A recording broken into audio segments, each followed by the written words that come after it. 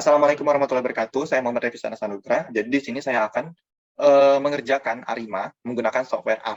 Nah, data di sini saya menggunakan data jumlah kasus COVID meninggal di Indonesia periode 01 November sampai 31 November 2020. Nah, dalam peramalan menggunakan ARIMA itu ada beberapa tahap. Pertama kita cek datanya apakah linear atau tidak, terus kita identifikasi model, terus kita tahap penaksiran parameter, terus tahap pemeriksaan diagnostik dan peramalan. Pertama ini kita langsung aja masuk ke sintaks. Kita pertama pemeriksaan kelinearitasan data. Ini ada library-nya itu kita manggil package non-linear T-series. Terus ini kita definisikan datanya, data aktual sebagai data time series, terus data TS. Nah, terus kita panggil sintaks non-linearity test. Ini sintaks untuk mengecek apakah datanya linear atau tidak. Nah, yang kita lihat itu di sini p-value sama dengan yang kita lihat tuh uji teras Virta.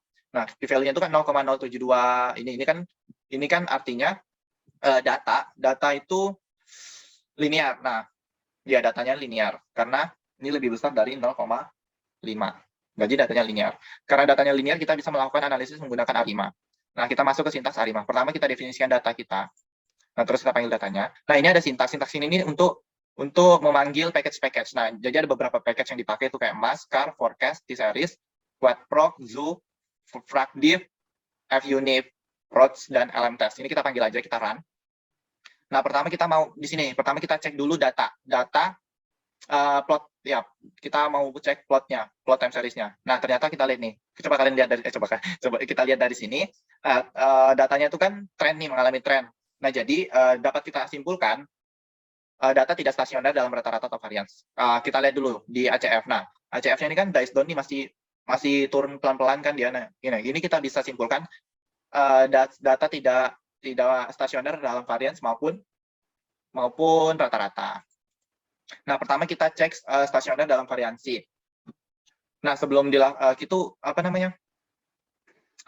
melakukan differencing untuk stasioner rata-rata, kita lebih dahulu tuh melakukan pemeriksaan ke stasioner dalam variansi. Kita gunakan box chocks. Ya, kita gunakan transformasi box chocks. Nah, terus kita jalankan. Nah, terus nilai P ini merupakan nilai lambda, yang berarti kita nanti melakukan transformasi dengan datanya tuh kita pangkatkan dengan lambdanya itu. Nah, coba lihat ini, lambdanya kan 0,14. Nanti tuh data yang ZT tadi itu kita pangkatkan sama lambdanya itu min 0,14. Kita run. Nah, didapatkan data baru, data yang hasil transformasi. Seperti itu. Nah, terus kita lihat cek ACF-nya nih, kita lihat PACF-nya. Ternyata masih dice down nih. Nah, setelah kita lakukan transformasi, ya kita cek stasioner dalam rata-ratanya ya. Kalian lihat, kita lihat sintaks ini. Ini kan nilai estimasi lambdanya kan sebesar 0,99999. Ini kan sangat dekat dengan angka 1, menunjukkan datanya itu sudah stasioner dalam variansi. Nah, karena itu berarti ini kita indikasikan datanya itu belum stasioner. Terus pas kita cek ADF-nya, ini coba lihat ini. Nah, kita cek PACF-nya tuh ternyata masih dice down kan, berarti masih ada yang belum stasioner. Nah, ini kita indikasikan belum stasioner dalam rata-rata. Nah, karena itu kita melakukan differencing satu kali pada sintaks ini. Nah, ini nih, lihat nih. Kita differencing satu kali, terus kita buat plotnya. Nah, setelah itu ternyata plotnya ini kita bisa asumsikan ini udah stasioner dalam rata-rata. Nah, setelah itu kita cek plot ACF-nya. Nah, coba dilihat dari plot ACF-nya itu. Ini kan cut off after lag 1. Berarti udah bisa disimpulkan datanya udah stasioner. Nah, terus juga PACF-nya juga, nah ini cut off after lag 1 juga. Udah bisa disimpulkan secara stasioner. Nah, kalian lihat ini plot, dari plot ACF dan plot PACF ini, kita dapat nih, kita tahu nih nilai AR-nya itu sama dengan 1, D-nya 1, differencing-nya 1, dan MA-nya juga 1. Nah, berarti kita dapat nih model sementaranya itu ada ARIMA 011, ARIMA 111, dan ARIMA 110. Terus, kita mau mengestimasi parameter sementara. Kita menggunakan sintaks ini fit 1 ARIMA. Nah, yang ini lihat yang ini adalah parameter sementara. Ini estimasi parameternya untuk theta 1.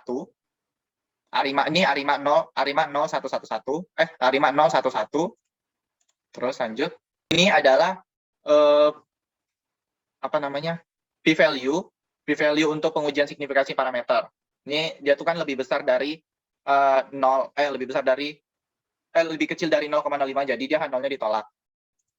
Nah, terus yang kedua, jadi ini estimasi parameter untuk AR-nya tuh 0,801 dan EMA-nya tuh min 0,6777. Ini untuk yang AR ini untuk apa namanya C, dan ini untuk theta. Terus lanjut sampai mana tadi sudah? Ini ke coefs ini. Oke, kita dapatkan p-value untuk AR. AR-nya tuh 0,67, berarti dia H0 gagal ditolak. Nah, terus untuk MA-nya itu H0-nya tuh berapa nih? 1,94. Itu H0-nya ditolak. Kali pangkat 0,7. Terus kita ke 3. Kita apa nih? Pemeriksaan diagnostik, kenormalan residual. Nah, lihat ini. Datanya, itu kan p-value-nya itu kan semuanya lebih besar dari 0,5. Berarti diindikasikan seluruh data berdistribusi normal. Artinya ARIMA 011, ARIMA 110, dan ARIMA 11 itu tuh ketiga model ARIMA itu mempunyai data residual yang berdistribusi normal. Terus kita uji independen residual itu menggunakan L-Jung-Box. Ini kita langsung run semua aja ya. Tiga-tiganya. Mana sih?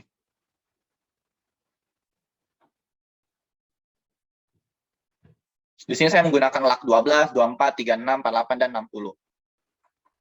P-value-nya tuh ini untuk LAK 12 p-value-nya segini, untuk LAK 24 p-value-nya ini itu menolak 0 semua. Gagal tolak 0 semua. Terus ini juga, ini gagal tolak, gagal tolak, gagal tolak, gagal tolak, gagal tolak, gagal tolak, gagal tolak, gagal tolak, gagal tolak. Semuanya gagal tolak. Nah, jadi sudah dilihat ini, jadi berdasarkan hasil pengujian L-Jung-Box pada di R ini, semuanya tuh p-value-nya itu kan lebih besar dari alpha 0,05. Jadi dapat disimpulkan bahwa ketiga model ARIMA di atas memenuhi uji independensial residual karena seluruh LAK dari model itu tidak saling berkorelasi. Nah, terus kita pemilihan model terbaik. Kita jalankan. Kita nih dari pemilihan model terbaik ini yang dilihat itu AIC. Where is it? Nah, AIC-nya nih. Itu kan ARIMA 011. 011 mana sih? Nih. Ini ARIMA 011 AIC-nya segini. Terus nih ARIMA 110 tuh AIC-nya segini. Terus ARIMA 111 tuh AIC-nya segini. Nah, dari ketiga model ini tuh ARIMA 011 itu yang paling kecil. Coba lihat nah. Nah, ARIMA 011 itu yang paling kecil kan dia, karena min 343. Maka model ARIMA 011 yang dipilih, model terbaiknya. Jadi disimpulkan bahwa model terbaik untuk data jumlah kasus COVID-19 ini data kami-nya ARIMA 0,11. Nah, setelah itu kita lakukan peramalan nih menggunakan sintaks ini. Ini library read text SL ini kita panggil package. Nah, terus kita pakai sintaks ini. Forecast. Nah, ini kita forecast kembali, data kembali yang ini. Terus H-nya tuh mau berapa periode diramalkan. Jadi kan meramalkan 12. Terus masukin. Nah, tuh dari ini data yang kita lihat tuh peramalannya tuh yang ini, yang HI 95. Jadi datanya nanti tuh yang ini. Terus ke Fcast data time series. Nah, terus Redshift ini untuk kita membuat data yang ini menjadi Excel. Sudah. Setelah itu kita feed data.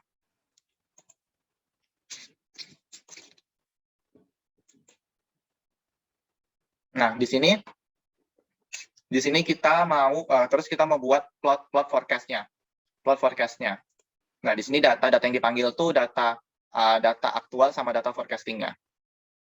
Data ini aktual. Nah, di sini ini sintaks mendefinisikan aktual times ini. Kita membuat time series aktual.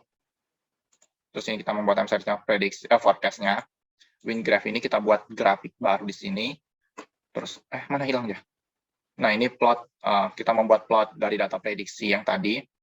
Nah, terus Y-limnya tuh, ini apa namanya, interval Y-nya, terus kita kasih judul aktual versus prediksi, terus ini X-lab itu waktunya, Y-lab itu jumlah meninggalnya, Y itu variabel apa namanya, yang itu yang ke atas gini, nah, ini Y, ini X gini, tau lah kan. Nah, habis itu, ya ini warnanya hijau, terus apa gini, nggak kelihatan deh ini ke sebelah sini. Nah, color putih itu belakangnya backgroundnya putih. Nah, seperti itu. Terus taran, poin-poin tuh titik-titiknya. Jadi ada berapa titik? Ada 1 sampai 9. Sebenarnya 1 sampai 97 sih. Ya 61 tambah 12. Berapa sih 61 tambah 12 itu? Ya tapi nggak apa-apa, kita lebihin aja. Udah. Terus lainnya tuh kita pilih warna green. No, mau warna red.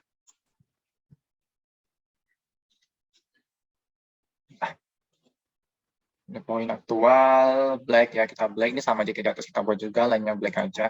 Nah, terus ini kita membuat legend untuk membuat apa namanya, yang kotak-kotak di atas itu. Nah, legend itu apa sih namanya bahasa Indonesianya? Tanda. Pokoknya kayak tempat kasih tahu nanti kalau garis ini tuh ini, garis ini tuh ini. Ini yang tadi green tuh jadi red ya. Nah, gitu. Tekan. Ini tekan juga. Terus ini grid tuh membuat garis-garis. Cara udah jadi. Dan ini dia hasil aktual, hasil prediksinya. Ini dia plotnya. Seperti itu. Berarti ini poinnya kita ganti red aja kali ya. Biar dia nggak ada hijau-hijaunya. Biar dia bagus. Nah, dia baru bagus. Nah, seperti itu. Udah siap. Sekian pengerjaan A5. Mohon maaf kalau ada salah kata atau yang kurang jelas. Wassalamualaikum warahmatullahi wabarakatuh.